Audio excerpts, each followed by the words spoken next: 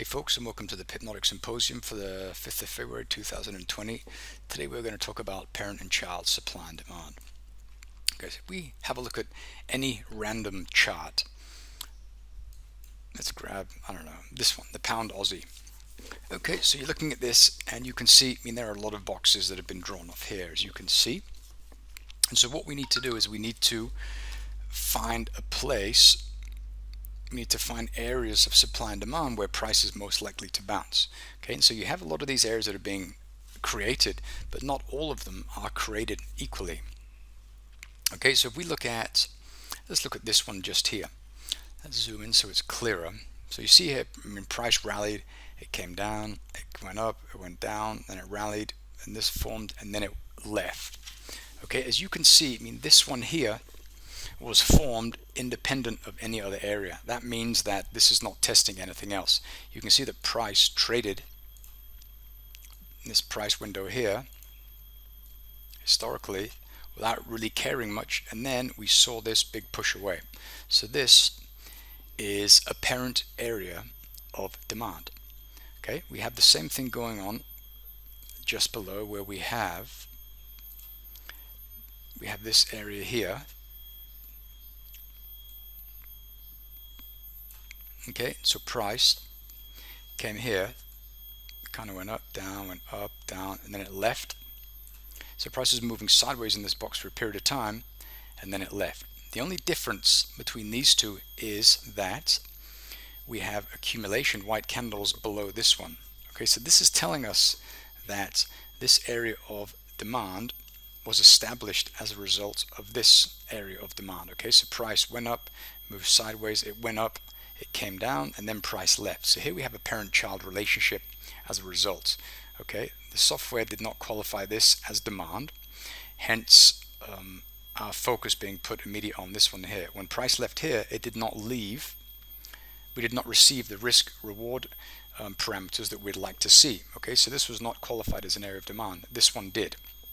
So in this situation here, we would ignore the fact that this is a parent-child relationship because this is not valid demand. Okay, but when you have these areas kind of lining up above or below one another, let's have a look. If we have a look at this one here, how price moved sideways once again for a period of time here. Okay, then price came down, it went up, down, moved sideways, and then it left. When price was inside this box, it didn't care about moving sideways for a very amount of time. So price didn't really care about this area. Then all of a sudden price popped up. So this tells us here that we have fresh demand. Okay, so this is established independently of any other area. And I can say this with confidence because price traded throughout this area historically, and it didn't really exhibit any or show us any real areas of supply and demand. Okay, so this is established as a fresh area here. So let's try and find an area there where we have this parent-child relationship, and then normally everywhere. Okay, if we look at this here, you can see that we have a box here, a box here, and a box here. So when price left here, we received our risk to reward parameters, our requirements, which is good, hence the box.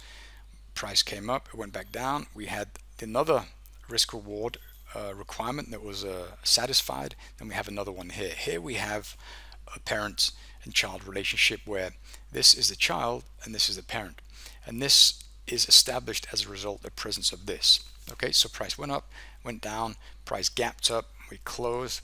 When price managed to move down into this area of accumulation and move up, we accumulated for 3 pairs, and then price went north. Okay, so when we see something like this, we'd expect price to move deeply into the child and get close to the parent. So if we have a look at how that worked out, let's mark off the upper edge of the parent and the upper edge of the child. There we are. We go and have a look. Find the price normally goes deep. Yeah, if you look here. Okay, so price moved into the area. This is a child. Price went up through into the child. We didn't really see any decent reactions.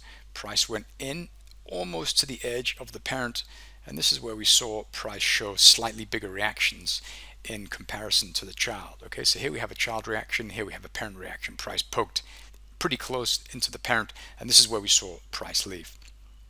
Okay, and then price came down and we re-entered the child, and we accumulated for 2 periods, and then we left, and price came down, we tested, then we started to move sideways before price finally moved higher. This here is a classic parent-child relationship. This is the test of the child, this being the child, and this is a test of the parent, this being the parent just here. Okay, so price moved into the child, we had a very mild reaction, and price moved into the parent, and this is where we saw the big reaction take place. Okay, so let's have a look at another example.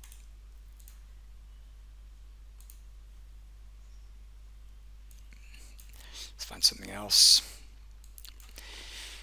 Let's have a look at this one here. So here we have, looking at these boxes, what do we have? Well, we have this. We don't really have any child-parent relationships too close to each other, but we do have this one here. And this is interesting because this area of supply is close to this one. So this one was qualified just below this one here. So that tells us that the real selling occurred once price came here. Okay, so price formed this area of supply. Software found it for us. We left, and this area was qualified, but this was qualified on the back of this area of parent supply. So this area is qualified, the slingshot was pulled back, and then we left. And so we can expect price to react stronger to this area of supply than to this one. Price will likely move deeper through the child and close to the parent before it reacts. Okay, this is just something to watch for in the future on this pair. If you have a look at this as well, we have something similar as well. We did not receive the risk reward requirements that we like. This is why this area here was not marked off as supply. But if we have a look here, we have this area here, price went up, we distributed, we left, the slingshot was pulled back, and then we left. So here we have a child, and this is a parent. Okay, so price left very aggressively from this price level just here, which is the lower edge of this area of supply. And the reason it's not qualified as supply, as I mentioned, we didn't really do anything when price left. If price would have,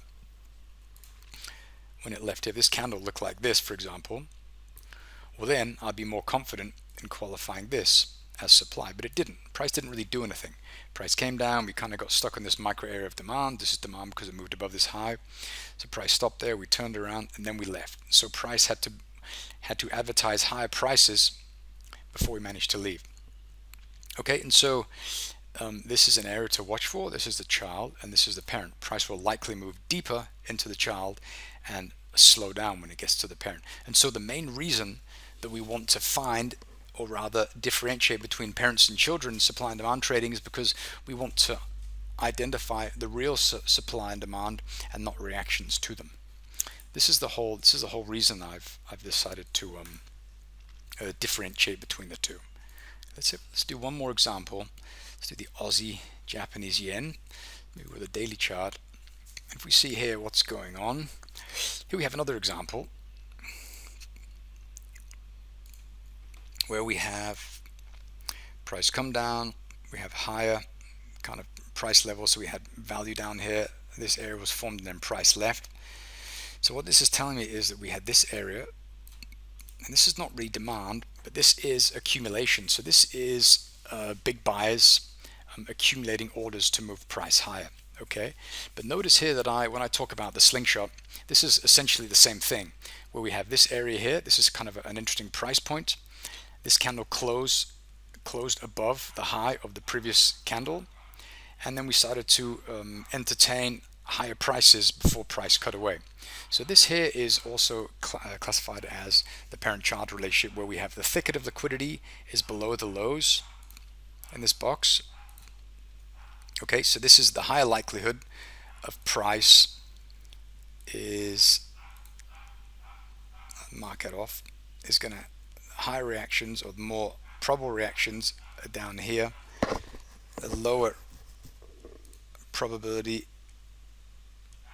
is in the top half of the box, so just here. Okay, and so when you know this, then you know that in order for price to have a real bounce, then you want to go to where price has not been before.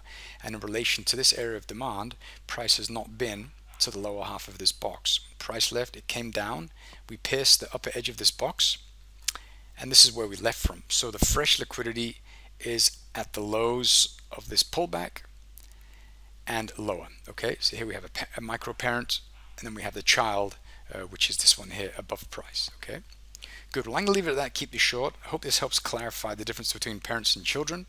If you have any questions, please type a comment or send me a message to the chat forum. Thanks for watching.